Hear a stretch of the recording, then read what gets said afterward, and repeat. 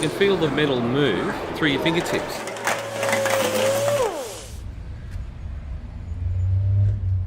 Right, well, I'm with Leslie Kendall from the Petersen Museum. Leslie, you're the curator here. It's quite a collection to be the curator of. Can you tell us a little bit about how you got involved in this business? I've been here for about 23 years. Yep. I was the only student in kindergarten who knew what a Bugatti was, so my fate was sealed from an early age. I started out in the mortgage lending business. I have an MBA, and just one day I decided to make the switch. Right. I started volunteering at a museum in San Diego. Yep. One thing led to another. I was appointed curator there, and then I was invited to join the Petersen project in 1993 when they were first building it. How many people visit the Petersen collection every year?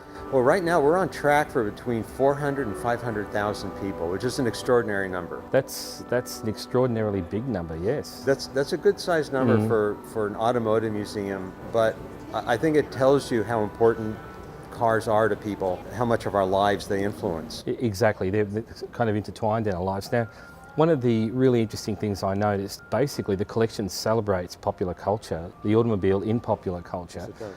I've seen unrestored cars, I've seen fully restored cars, and they seem to have equal presence here. And you also celebrate the hot rod culture quite a lot.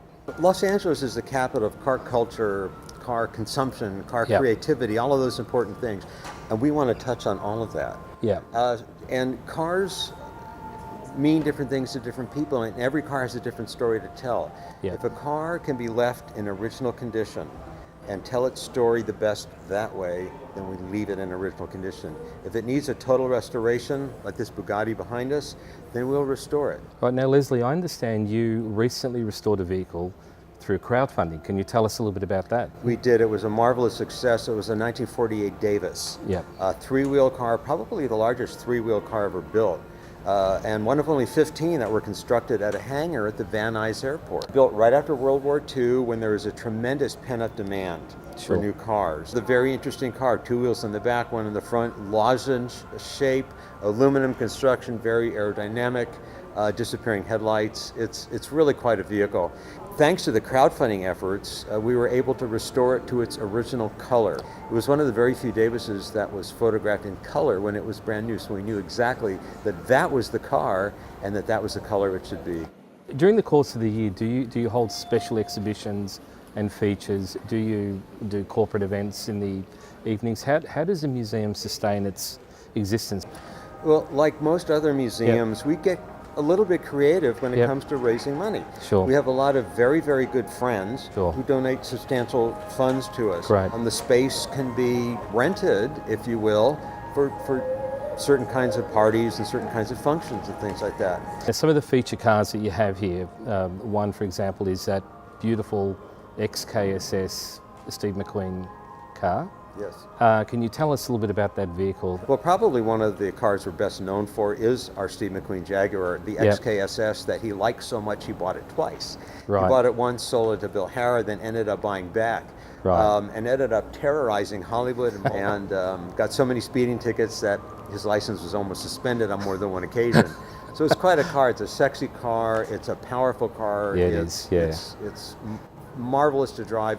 And it's got a provenance that you can't beat. It's a favorite of a lot of people. Yeah, no, it certainly is. In terms of the fit out, because I understand the museum underwent a renovation. How long was the museum closed for?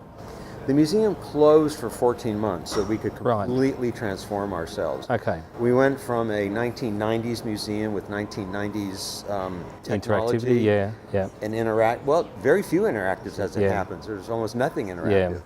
And now we've got over 100 touchscreens. People can dig into a car's history as much or as little as they want. We've got a marvelous Cars Mechanical Institute that we worked with Pixar on to develop.